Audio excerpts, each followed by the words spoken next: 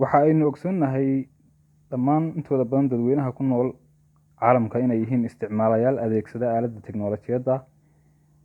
teknolojiyadda oo ay ku jiraan moobilada casriga ah ee smartphone-ka loo yaqaano ama moobilada noocyada ay doonaan ha ahaadaan. Soomaalidu waxay ka mid yihiin dadyaga aadka u isticmaala moobilada ama teknolojiyadda guud ahaan. Teknolojiyadda waxaa la soo raaciyey mid kasta ama device kasta oo ka mid ah in ay u baahan tahay dab ama charging. Baytariga moobiladu waxa uu ka mid yahay aaladaha u baahan dabaynta joogtada ah. Waxaa jirta awoodda baytarigaas in ay kala duwan yihiin.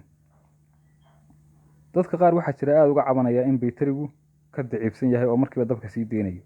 Haddaba muuqaalkan maanta waxaynu kaga hadli doonaa sida loo xoojiyo awoodda baytariga adigoo isticmaalaya koodhadh ama lambaro, kuwaasi oo ah qaab aad u fudud oo qof kastaba samayn karo. Halkan waxaan kugu tusayaa saddex tallaabo oo aad u fudud, kuwaasi oo baytarigaaga wax badan ka bedeli doona. Si degan ula soco muuqaalka ilaa iyo dhammaadka. Haddii aad nagu cusubtayna subscribe-ta, haddii aad hore noola joogtayna waad mahadsan tahay, like-ta saar muuqaalka.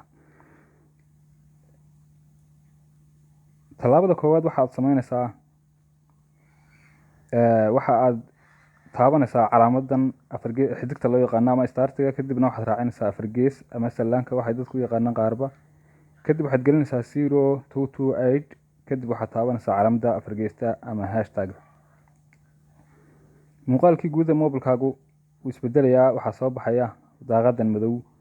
Daaqadan madow waxaad arkaysaa awoodda baytarigayga ayaa ku qoran inta cabirkeedu yahay iminka. Halkaa waxaad ku arkaysaan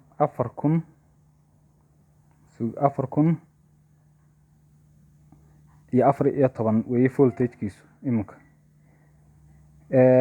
Intii aanan soo taabanin lambarkan ama aanan soo gelinin ka hor 3000 ayuu ahaa. Hadda mar labaad markaan ku celiyana wuu isbedelayaa. Awoodda kordhaysa waa halkaa, waa 4016 iminka. Okay, tallaabada koowaad markaad sidaa samayso waxbaa ku kordhaya awooddaada. Kadibna waxaad taabanaysaa halkan ugu hooseysa muuqaalka, halkan ugu hooseysa daaqadan madow ee taabanaysaa ay ku qoran tahay quick start. Halkan ugu hooseysa ayaa taabanaysaa quick start. Kadibna waxaad taabanaysaa okay. Moobilka okay, marka aad quick start taabato moobilkaaga log ayuu isgelinayaa. Logga marka uu isgeliyo kadib log ayaad ka soo saaraysaa. waxaad samaynaysaa tallaabadaasi waa tallaabada koowaad. Tallaabada labaad isla intii ayaad mar labaad ku celinaysaa.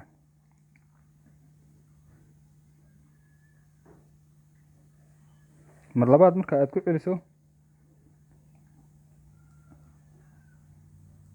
marka aad ku celiso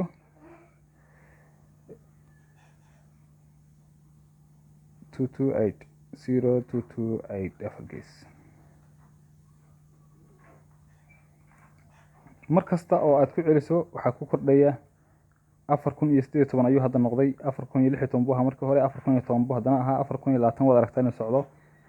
Okay, marka waxaad samaynaysaa mar labaadka waxaan idinka ilaaway mar labaadka waxaad samaynaysaa inta aadan mar labaadka ku celinin flight mode ayaad saaraysaa moobilka ama kaadhka ayaad xidhaysaa flight mode. markaas kadib ayaad dabeedna intii oo kale ku celinaysaa.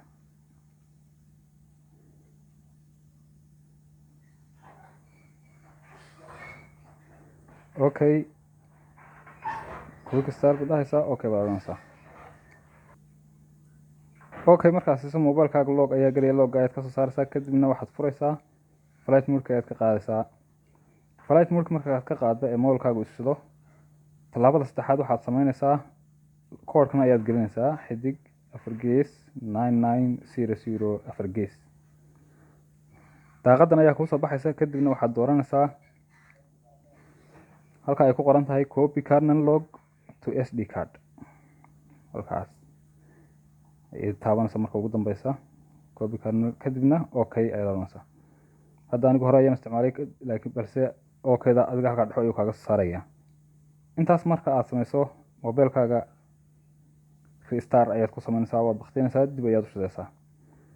markaas aad baktisay aad shido, marka aad eegto aad geliso koodhkii hore aynu usoo sheegnay, heer ka duwan ayuu baytarigaagu taagnaanayaa. waxa aanu qaadanayaa dab aad u badan kadibna hore ayaan u dhacaynin. aad iyo aad mahadsantihiin asxaabta qaaliga ah.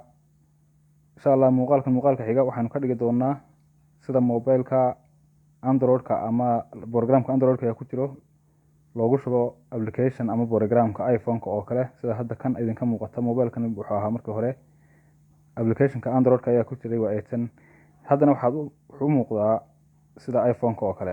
marka muuqaalka xiga waxaanu ka diyaarin doonaa sida looga dhigo androidka nooca iphone-ka oo kale.